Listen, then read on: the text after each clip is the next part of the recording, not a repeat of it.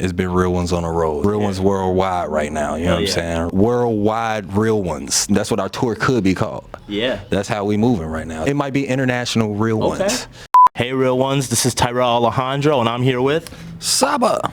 So, right off rip, I want to talk about your newest drop with Boz and the Hicks, Erewhon. Super cool collaboration. How did that come to be? Okay, I sampled the Hicks in like 2013 for a song on Comfort Zone called Welcome Home. We stayed in touch years down the line, and Boz, who I've known for years, happened to be doing a collab with him, and it kind of just all came into alignment, you know? That's super cool. Great feature, man. Like, I appreciate it. Hell yeah. And then, next thing I kind of want to get into, I know hella people pester you about it. I'm going to do it too. Ghetto Sage, man. When are we getting a follow-up? I mean, y'all came in with Haagen-Dazs. Y'all dropped that shit. It was like literally my most played song that year. I was like, this is like 3 of my favorite artists all coming together. Like, are we going to get anything more from that? Yeah, I hope so. Yeah? I hope so. Word. I hope the same thing you hope. Nigga. I don't know how many more of these interviews I can do and say that I hope the same thing, nigga. Word. I don't know what the, yeah. The No Idea album that just dropped, the collab album you did, you had a ton of collaborators on that. Some of which you've worked with before throughout your, discography, some of which, you're working for the first time. Was it hard getting all those people together for the album to really kind of see your vision through? I got to think about that because I never thought of that in terms of the difficulty. Like, oh, okay. Because it's like it either happened or it didn't happen. You know what I mean? I'm like, there were some things that took multiple efforts to make it happen, but I don't know, it's probably somewhere in the middle. I think making this album, a lot of the collaborators, like outside of the people that you see me collaborate with regularly, a lot of them happen to be there. Okay. Raphael Sadiq happened to be there. Right. Kelly Rowland happened to be there. And then it's like once they happen to be there, they happen to also gravitate to the music and like the music and have ideas, and they was rocking with me, they was rocking with No Idea. So it's like it kind of just had to happen by itself. Yeah. So I don't know that I would assign that as like that was hard to do or that was easy to do. It was kind of like, it just happened. It happened because it did, yeah. It happened, yeah. Yeah. No, that makes a lot of sense. I mean, hey, congrats on that drop as well. Like, you've just been on the wildest run, It's awesome to see you continue to grow, and continue to do big things, because Care For Me, that was like a genre-defining album. A lot of people heard that from you and they were like, whoa, Saba just took it to the next level. As time goes on, it's considered, not just like one of the best albums of like that time period, but just like of the genre itself. To be able to like, continue to see you reach new heights, I'm like, man, I love that as someone who's just a big fan of you. I appreciate that. How does it feel to have an album like that means that much to, hip-hop fans and the culture? Okay. It's hard for me to answer that. Okay. I mean, that's real. It's a loaded question. I feel that way about all of my albums. Yeah?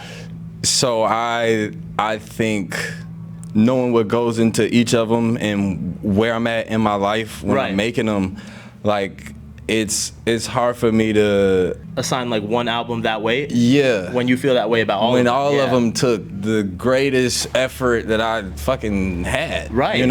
It's special. I do know that. It seems like it holds a special place like in people's hearts. That part is cool, but them saying that it's one of the best like hip hop albums in the 2010s or whatever, or 2020. I don't even fucking know what they're saying, but to me, it's one of my favorite albums ever. They're saying something, and that's how much I could tell. You know what I'm saying? Right. It's like, you didn't make the classification, so you can't really speak too much on it. That's all. No, that's real. That's real. Now, you're about to be performing at Summer Smash later. Are there any surprises we can expect from your set? Any people you're bringing out with you? If I tell you the surprise, is it a surprise? Damn, that's a good one. It's not a good one. It's just a... No, I mean, that's real. That's real. I'm trying to get a little scoop, man. That's my job. But I understand wanting to keep the surprise, though. You know what I'm saying? No, that's real. For real ones.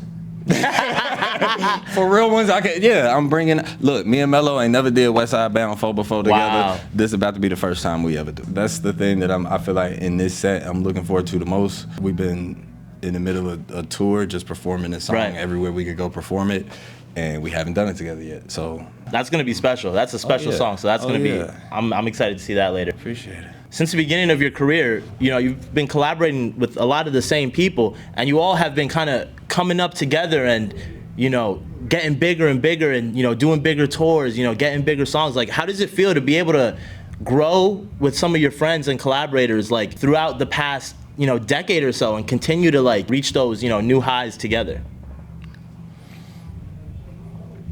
Okay. My fault. I didn't expect to have to think about that one that much, but that's the one that I feel like stumped me the most. I think part of it is that it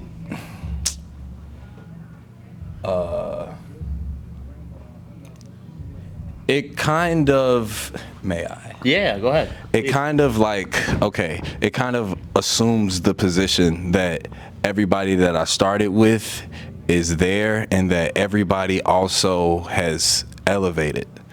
But the truth is that in the last 10 years, I've had friends from all walks of this shit. Some of them are doing better. Some of them made it to bigger venues. Some of them didn't.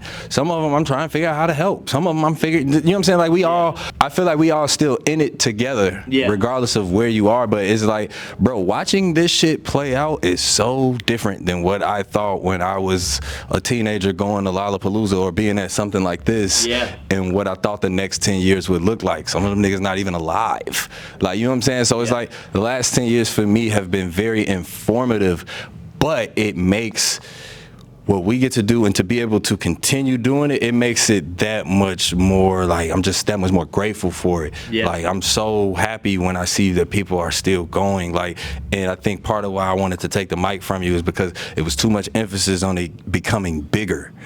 And I think as artists, we fantasize so much about becoming bigger than where we are that we ignore where we are, and we feel like shit for the whole time. And then you look back 3 years and you're like, man, I was actually doing exactly what I wanted to do. I wasn't doing so bad. Like, that's real. And then it's over. I appreciate the perspective. I mean, that makes a lot of sense. It's like, enjoy the present now while you're in it, instead of, you know, fantasizing about where you want to be, because keep doing artists, right? Like, but you're gonna get to a bigger room, and you're gonna get to a bigger stage, and you're gonna have a bigger record than that one, and you're gonna be bigger, and it's like, what?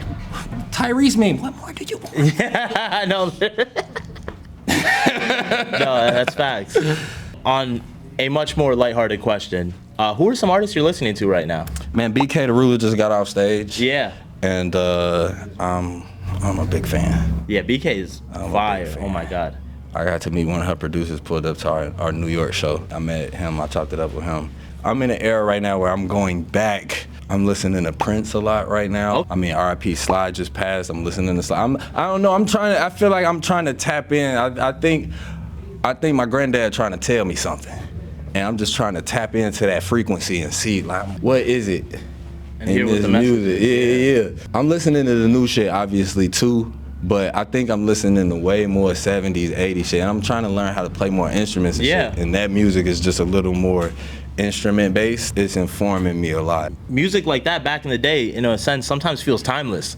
So it's like you almost have to go back and listen to it and really get in that mode to really, like, dig deep and figure out, like, okay, why is this timeless? Why does this feel like this? Because that's really the fucking equation that motherfuckers should be in the studio trying to solve. Down to, like, the analog. Not what just gear being they use. Bigger, not just you're a bigger artist, but why does their shit sound timeless? Right. That's kind of where your headspace has been at lately. I'm trying my best, man. Yeah, man.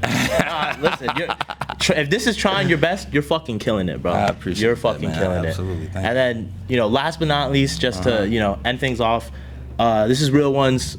We'd love for you to shout out a real one in your life. A real one in my life. Man, I got my little cousin right here. A real one in my life. Brooklyn right here. Hell Brooklyn in a motherfucking house. You already know. Yeah. You've been shouted out. All right. There you go. Oh, we could say real ones. You could do real ones. We could do real ones. You got real ones you want to shout out? Go crazy. This is your time.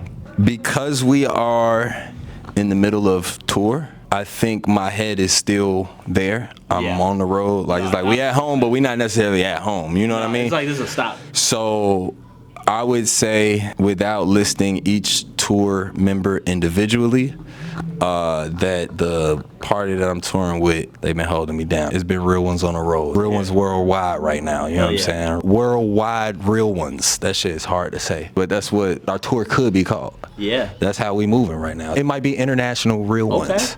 You know what I'm saying? International real ones, yeah, that's hard. You know what I'm saying? Hell yeah. Well, thank you so much for your time. Thank you, man. I appreciate it. Hell yeah. Sorry, let me give you your microphone back. No, you're good. Thank you so much.